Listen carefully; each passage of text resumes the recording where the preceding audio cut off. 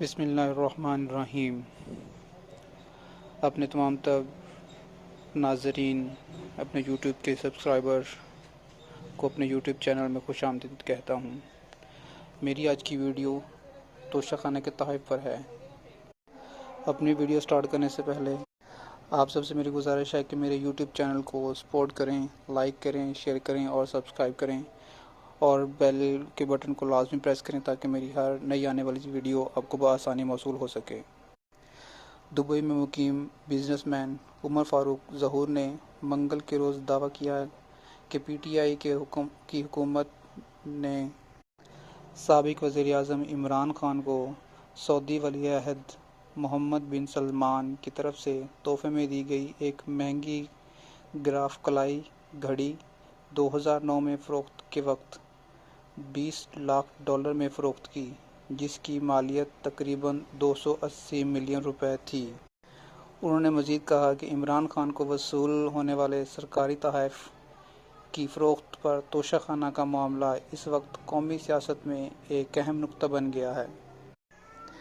جب election commission of Pakistan نے P T I کے سربراہ کو جھوٹے بیانات اور غلط اعلان کرنے پر نااہل قرار دیا ہے، مسٹر خان نے کئی مہینوں کے موضوع سے بچنے کے بعد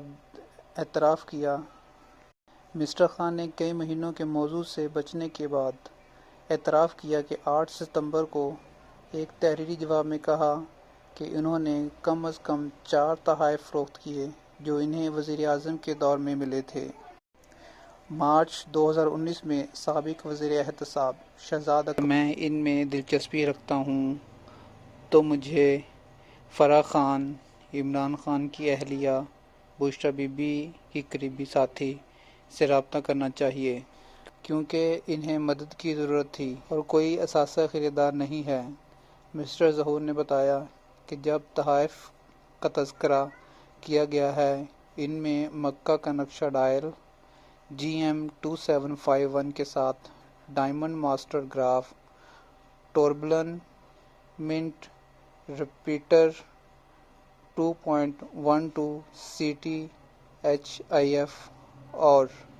2.11 CT IIF گول diamond GR 46899 rings AO2 CT کے ساتھ کف لنکس شامل ہیں۔ VVSI گلاب گولڈ پین سیٹ ہے،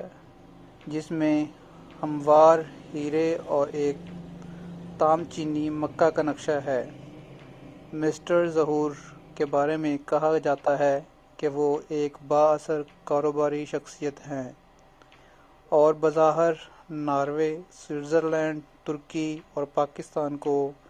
2009-2010 سے مختلف مالیاتی اور دیگر جرائم میں مطلوب ہیں۔